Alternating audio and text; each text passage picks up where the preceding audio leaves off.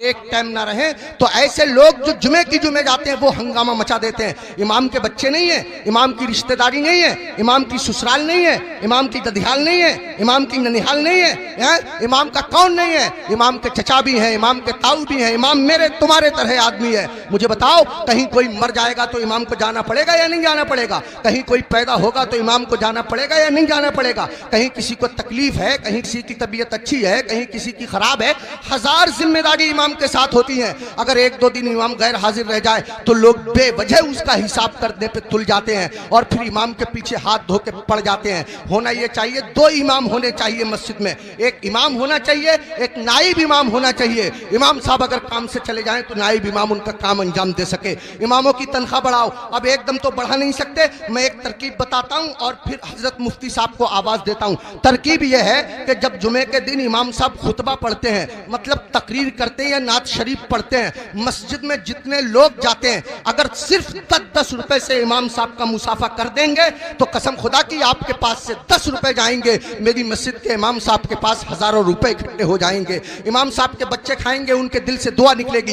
देखो, अगर इमामों की तनख्वाह कम होती है तो नमाजें खराब होती हैं। आप कहेंगे कैसे? मैं बताता हूं आपको। इमाम साहब की तनख्वाह 4000, बीबी की दवा चल रही है 3000 रुपया महीना की, 100 रुपया रोज उसकी बीबी की दवा चलती है। अब कितने रुपए बच्चे उसके पास? 1000। उसमें गैस सिलेंडर भी है, उसमें तेल भी है, उसमें नमक मिर्च भी है, उसमें दालचीनी पत्ती भी है, सब दुनिया भर के खर्चे। आप गौर कीजिए, अब इमाम साहब मस्जिद के मुसल्ले पे खड़े हैं, नियत बांधे हुए नमाज की, अब पढ़ रहे हैं सुब्हानकल्लाहुम्मा व बिहम्दिक व तबारक अस्मुक व तआला जद्दुक व ला इलाहा गैरुक। अब सुबहाना जब खत्म हुआ तो इमाम साहब मन मन में सोच रहे हैं, यार कोई मर भी तो नहीं रहा है, 40वां हो जाता, कुछ रुपए मिलते, खर्चा चल जाता, यार किसी की शादी भी तो नहीं हो रही है, निकाह पढ़ाने के लिए मिल जाता। इमाम साहब खड़े हैं मुसल्ले पे, सोच रहे हैं, पढ़ रहे हैं 40वां, खड़े हैं मुसल्ले पे, पढ़ा रहे हैं निकाह। कसम खुदा की अगर तुम लोगों ने अपने इमाम की तनख्वाहें माकूल रखी होती तो तुम्हारा इमाम जहां होता इमाम की नीयत भी वही होती, तुम्हारा इमाम जहां होता इमाम का दिल भी वही होता,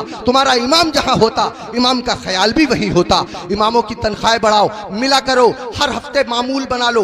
जब तुम कमाते हो, हजारों कमाते हो, मामूल बना लो कि हर महीने में इमाम साहब को गौसे आजम की तरफ से 11 रुपए दूंगा या 1100 रुपए दूंगा या 500 रुपए दूंगा। महीने में तुमको तनख्वाह मिले 10,000, महीने में तुमको तनख्वाह मिले 15,000, 8,000, 8,000 में से 100 रुपए चुपके से जाओ इमाम साहब से मुसाफा करके आ जाओ। अगर बस्ती में 100 घर हैं, सबके सब 100-100 रुपए से मुसाफा करेंगे, हिसाब जोड़ आप लेना रुपए कितने हो जाएंगे, इमाम साहब का काम हो जाएगा। मैं कहना ये चाहता हूँ, इतना बड़ा इमाम, कभी तुमने सोचा, तुम लोग अपने बिस्तर पे सोते रहते हो फजर की नमाज के वक्त, तुम्हारा इमाम तुम्हारी बस्ती की मस्जिद के मुसल्ले पे बैठ के तुम्हारे लिए दुआ कर रहा होता है, या अल्लाह मेरी बस्ती पे करम फरमा, या अल्लाह इस बस्ती पे रहम फरमा, लोगों के कारोबार में बरकत अता फरमा, इज्जत की हिफाजत फरमा, दौलत की हिफाजत फरमा, आबरू की हिफाजत फरमा। और तुम उसी इमाम के पीछे पड़े रहते हो जो तुम्हारे लिए दुआएं करता रहता है। एक आदमी पड़ा रहता था बहुत इमाम के पीछे, एक दिन पकड़ लिया इमाम साहब ने, अबे फजर की नमाज पढ़ी है? बोला बिल्कुल पढ़ी है। इमाम साहब बोले कै रकअतें पढ़ी है? बोला 10।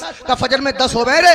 कह रहा चलो 15 मान लो। इमाम साहब बोले 15 होती फजर में? कह रहा चलो 20 मान लो। इमाम साहब बोले पिट जाएगा, दिमाग खराब मत कर, मुंह लटकाया हुआ घर गया। बीबी बोली कैसे मुंह लटकाए फिर रहे हो? कहने लगा रे इमाम साहब ने पकड़ लिया, बोले फजर पढ़ी है? मैंने पढ़ी है। उन्होंने रकअतें पूछ ली, मैंने 10 बताई, 15 बताई, 20 बताई, 25 तक पहुंच गया, मगर इतना है कड़े इमाम है वो भी माने ही नहीं है। तो बीबी कह रही है तुम भी तो पागलों जैसी बातें करो, 4 बता देते 4। तो कह रहा तू तो सच में ही पिटवाने वाले काम कर रही है। जो इमाम जिद्दी इमाम 25 में ना माना वो 4 में कैसे मान जाएगा?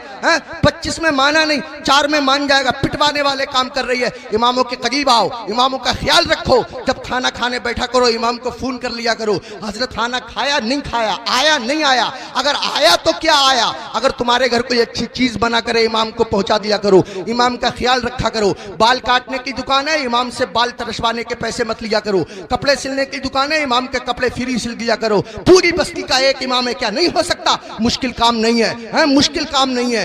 एक इमाम के साथ अगर ये रियायत की जाए, कोशिश करो अपनी मस्जिद के इमामों को हज कराओ, उम्रे के लिए भेजो, सब मिलकर के कोशिश करो तो कोई कर रहा काम नहीं है। मैंने बहुत कीमती वक्त ले लिया, आपसे भी मैं माफी चाहता हूं और मुफ्ती साहब से भी मैं माफी चाहता हूं। मिंबर शरीफ पे बैठे हुए तमाम लोगों से मैं माफी चाहता हूं। मेरे दिल की तमन्ना थी, मेरी आरजू थी, इमामों के बड़े बुरे हालात लोगों ने बना दिए। यही वजह है हमारे 50 50% मौलवियों ने अपना कारोबार शुरू कर दिया, इमामतें छोड़ दी, और इमामों के साथ ऐसे ही रवैया रहा तो कसम खुदा की तुम लोगों के बच्चों को अल्लाह और रसूल का नाम सिखाने वाले लोग मिलना मुश्किल हो जाएंगे। ऐसी हालतें पैदा